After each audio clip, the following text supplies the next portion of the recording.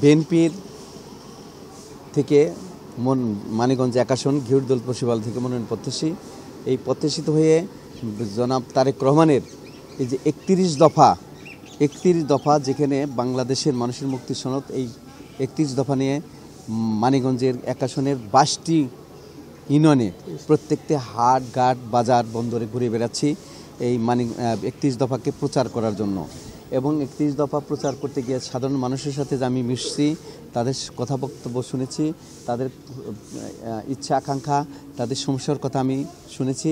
তাদের ইচ্ছা আকাঙ্ক্ষার প্রতি আমি একাত্মতা ঘোষণা করে দেশের মানুষের কল্যাণ এবং এই দেশ ১৭ বছর যে গণতন্ত্র ছিল না, যেভাবে আগামী দিনে অন্তর্বর্তী সরকার সুষ্ঠু নির্বাচনের অঙ্গীকার করেছেন, আমরা বিশ্বাস করি এই অন্তর্বর্তী সরকার সুষ্ঠু নির্বাচন দেবেন। সুষ্ঠু নির্বাচনের মধ্যে মানুষের অধিকার প্রতিষ্ঠা হবে, মানুষের ভোটাধিকার প্রতিষ্ঠা হবে এবং মানুষ সঠিক ব্যক্তিত্বকে ভোট দিবেন। তারেক রহমান যেমনটি বলেছেন যে আজকের এই সামনের নির্বাচন হবে এমন একটা নির্বাচন, যে নির্বাচনের মধ্যে দিয়ে আগামী দিনে মানুষের মুক্তি হবে।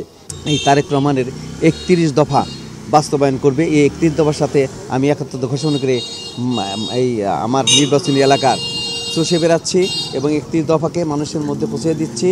এবং এই যেমন বিএনপির ভারপ্রাপ্ত চেয়ারম্যান তারেক রহমান যেমন নির্দেশনা দিয়েছে, অনুরূপভাবে আমার মানিকগঞ্জ জেলার আহ্বায়ক গণমানুষের নেত্রী আফরোজ রীতা আপার পরামর্শ নিয়ে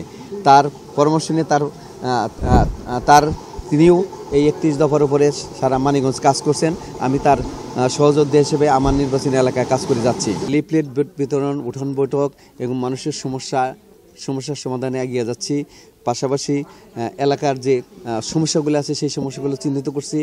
22টা ইউনিয়নের প্রত্যেকটা হাটে বাজারে আমি ঘুরে বেড়েছি, স্কুল কলেজ প্রতিষ্ঠানে ঘুরে বেড়েছি। তাদের কাছে আমি স্বতঃস্ফূর্ত সাড়া পেয়েছি যে তারা বলেছেন যে আপনার মতো শিক্ষিত সৎ ক্লিন লোক আমার এলাকায় প্রয়োজন, তা আপনি এলাকায় ঘুরে পারেন, অবশ্যই আপনার সাথে আমরা আছি। আমি বিশ্বাস করি আমাদের বিএনপির ভারপ্রাপ্ত চেয়ারম্যান যে কথাগুলো বলতেছেন যে মানুষের জন্য, দেশের মানুষের জন্য যারা কাজ করে, মানুষের সাথে যাদের সম্পৃক্ত হতে, মানুষের সমস্যা সম্পর্কে সচেতন, মানুষের ভালোবাসা নিয়ে মানুষের জন্য করার যাদের ইচ্ছা আছে, গ্রামগঞ্জে ঘুরে বেড়াইতেছে এবং মানুষের কাছে আছে, সে সৎ শিক্ষিত ক্লিন ইমেজ, সেই ব্যক্তিদেরকে উনি মনোনয়ন দিবেন বলে উনি যে ব্যক্ত করছেন।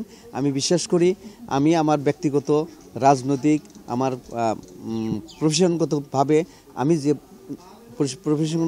যেভাবে স্বচ্ছতার সাথে আমি জীবনযাপন করছি, মানুষের সাথে ভালোবাসা দিচ্ছি, এলাকায় যাচ্ছি, এলাকার সমস্যা শুনছি, সমাধান করার চেষ্টা করতেছি।